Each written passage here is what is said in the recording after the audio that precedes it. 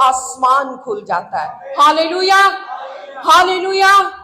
और ये मुख्तसर स्टोरी जो है दूसरा तवारीख और उसके 20वें बाब में यूं लिखा है कि यहूसफत बादशाह, जो यहूदा का बादशाह था, यरूशलेम में रहता था, और एक वक्त आया जब वो खुश और खुर्रम अपनी सल्तनत में मगन था, तो 3 बादशाह उसके मुकाबले में आ गए। 3 बादशाह उससे जंग करने के लिए आ गए। और लिखा है कि बनी मुआब, बनी अमून और कोहे सगीर के जो लोग थे वो जंग के लिए आ गए। और आपको पता है, जब दुश्मन चारों तरफ से घेर ले तो इंसान, चाहे बादशाह हो, नबी हो, इंसान हो, कुछ भी हो, परेशान तो हो जाता है। बोले जी, परेशानी आती है। तो एक ही वक्त में जब बनी अमून, बनी मुआब और कोई सगीर के लोगों ने यहूदा के बादशाह को, यहूसफत को चारों तरफ से घेर लिया, तो वो घबरा गया, हरासा हो गया, परेशान हो गया। लेकिन फौरन उसे याद आ गया कि मुझे तो परेशान होने की जरूरत नहीं है, मुझे तो खुदा के आगे झुकना है। जैसे ही उसने सुना, लोगों ने आके कहा कि चारों तरफ देख, तुझे दुश्मन ने घेर रखा है। और लिखा, कलाम में लिखा कि यहूसफत बादशाह घुटनों के बल हो गया, सरनगू हो गया, अपना सर झुका लिया और दुआ करने लगा।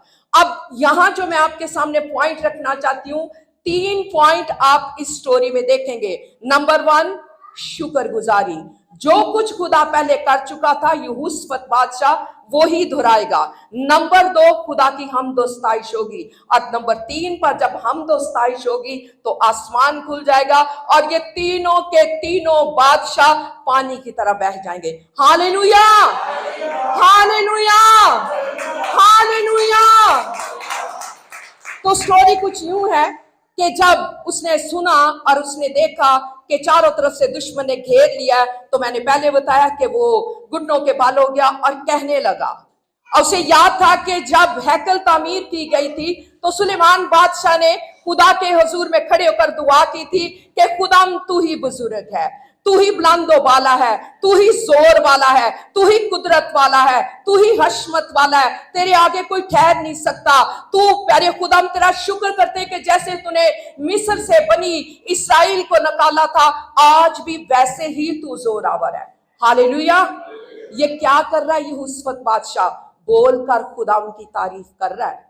बोले जी, क्या कर रहा है? बोल कर खुदाम की तारीफ कर रहा है। यानी जो कुछ पहले खुदा ने उसके बाप दादा की जिंदगी में किया था, बाप दादा की जिंदगी में किया, पहले उसने उसकी शुक्रगुजारी की है कि खुदाम, अगर तेरे कलाम में लिखा है कि हमारे बाप दादा ने कहा था कि अगर कोई वबा आ जाए, तलवार आ जाए, तंगी आ जाए, मुसीबत आ जाए, बीमारी आ जाए, और अगर कोई बादशाह, अगर कोई शख्स, अगर कोई खानदान तेरी हैकल की तरफ मुंह कर कर तुझसे फरियाद करेगा तो तू उसकी सुन लेना।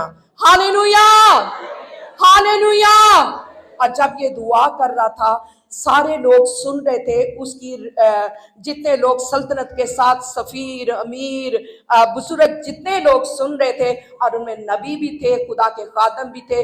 जब वो सुन रहे थे तो उनमें से एक ने खड़े होकर कहा कि ए बादशाह मत घबरा। खुदा के पाक रूह ने उसको आकर घेर लिया और उसने बादशाह से हम कलाम होकर कहा, ए बादशाह ना घबरा, जिसके हजूर तूने दुआ की है उसने तेरी सुन ली है। बेशक बनी अमून आ गए हैं, बेशक बनी अमून आ गए हैं, बनी अमून आ गए हैं, बेशक कोहे सगीर के लोग आ गए हैं, बेशक दुश्मन ने तुझे चारों तरफ से घेर रखा है। खुदा फरमाता है कि मैं तुझे रहाई दूंगा, मैं तुझे छुड़ाऊंगा, मैं कुदरत वाला हूं, मैं हशमत वाला हूं। जिस तरीके से मिस्र के लिए मैंने कुलजम के 2 टुकड़े कर दिए, आज भी मैं तुझे फतह दूंगा। Hallelujah, hallelujah, hallelujah. आई जोरदार तालियां यीशु के जलाल के लिए हम बजाएंगे। और जब बादशाह ने ये नबूवती कलाम सुना, जब बादशाह ने ये नबूवती कलाम सुना जिसके जरिए से पाक रूह हम कलाम हुआ था, वो दलेर हो गया, दलेर हो गया। और यहां तीसरी बात बयान करने लगी हूं, जब वो दलेर हो गया तो उसने अपने लोगों को बुलाया, उसने कहा आ जाओ।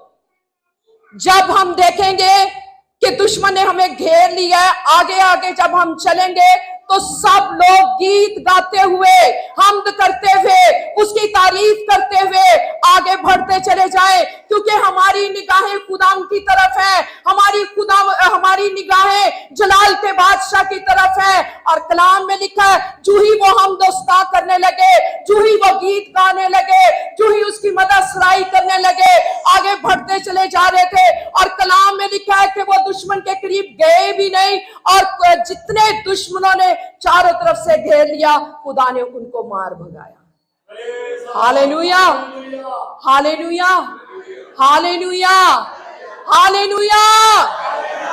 आज भी जब मुसीबत आ जाए, परेशानी आ जाए, दुख आ जाए, तकलीफ आ जाए, किसी भी किस्म की प्रॉब्लम आ जाए, झुक जाए खुदा की हजूरी में। चाहे आप बोल के तारीफ करें, चाहे आप गा के तारीफ करें। और कलाम में लिखा है, याकूब की किताब उसका 5वां बाब उसकी 13वीं आयत में लिखा है, अगर कोई मुसीबत ज़दा हो तो दुआ करे।